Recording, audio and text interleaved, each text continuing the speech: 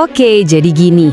Dalam tradisi Islam itu, ada loh nubuatan-nubuatan spesifik yang meramalkan serangkaian kemenangan besar. Tapi ini bukan cuma daftar acak ya. Ada urutannya dan urutannya itu jelas. Hari ini, kita bakal coba telusuri lini masa kosmik ini langsung dari hadis-hadis autentik yang menjelaskannya. Nah, ini nih yang bikin seru. Salah satu dari nubuatan ini ternyata udah jadi fakta sejarah. Udah kejadian. Tapi, beberapa lainnya masih menunggu di masa depan. Jadi, kemenangan apa aja sih yang diramalkan itu? Dan yang paling penting, urutannya gimana? Yuk kita bedah satu persatu. Kita mulai dari awal ya, dengan kemenangan yang pertama. Peristiwa ini bukan lagi ramalan, tapi udah jadi sejarah yang menjadi semacam jangkar untuk semua nubuatan setelahnya. Bisa dibilang ini titik awal yang mengubah segalanya. Jadi, nubuatan pertama yang jadi kenyataan itu terjadi pas di tahun 1453, penaklukan Konstantinopel oleh Sultan Mehmed II. Ini bukan legenda, ini peristiwa bersejarah yang tercatat dengan sangat baik. Nah, bagi orang-orang yang meyakininya, ini adalah bukti pertama bahwa lini masa nubuatan ini nyata. Terus kenapa sih peristiwa ini penting banget? Soalnya, ini ngasih fondasi yang kokoh buat lini masa nubuatan ini. Jadi bukan lagi sekedar ramalan yang abstrak, tapi jadi serangkaian peristiwa yang diawali oleh fakta sejarah yang nggak bisa dibantah. Oke, dari fakta sejarah yang udah terbukti, nubuatan ini membawa kita lompat ke masa depan. Fase berikutnya ini ngomongin soal konfrontasi besar yang diramalkan bakal terjadi di akhir zaman. Nah, hadis di Sahih Muslim secara spesifik menyebutkan kemenangan atas bangsa Romawi sebagai peristiwa besar berikutnya. Disinilah lini masanya bergeser, dari apa yang udah terjadi ke apa yang diyakini akan datang. Eits, tapi tunggu dulu, ada yang lebih detail lagi. Sumber-sumber ini juga ngomongin tentang Al-Malhamah Al-Kubra, atau perang besar. Ini bukan cuma pertempuran biasa, tapi konflik kolosal di akhir zaman. Skalanya itu katanya belum pernah ada sebelumnya.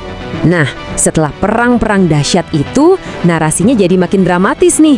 Kemenangan berikutnya bukan lagi hasil strategi militer manusia, tapi sebuah intervensi ilahi yang akan jadi titik balik yang super krusial dalam sejarah. Ini kan langsung bikin kita mikir ya, siapa dong yang diramalkan bakal ngalahin musuh utama di akhir zaman yang dikenal sebagai Dajjal ini? Nah, jawaban buat pertanyaan ini adalah kunci dari semua nubuatan ini. Menurut sumbernya, urutannya itu jelas banget, cuma 2 langkah.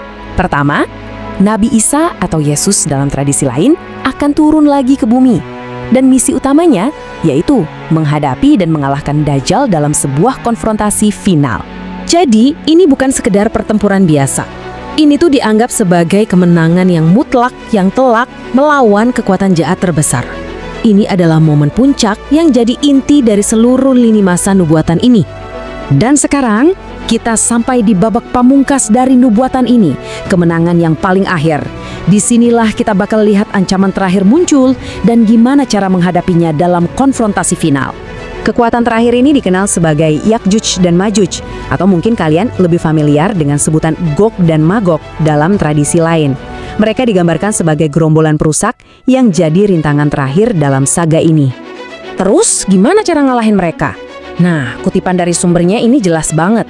Kemenangan akhir ini bukan hasil pertempuran manusia. Ya'juj dan Ma'juj bakal dihancurkan langsung oleh Tuhan sebagai jawaban atas doa Nabi Isa dan orang-orang yang beriman. Oke, jadi kalau kita rangkum perjalanannya nih, mulai dari satu peristiwa sejarah yang nyata, penaklukan Konstantinopel, lini masa nubuatan ini membawa kita melewati perang-perang besar di masa depan, kekalahan Dajjal, dan akhirnya kehancuran Ya'juj dan Ma'juj.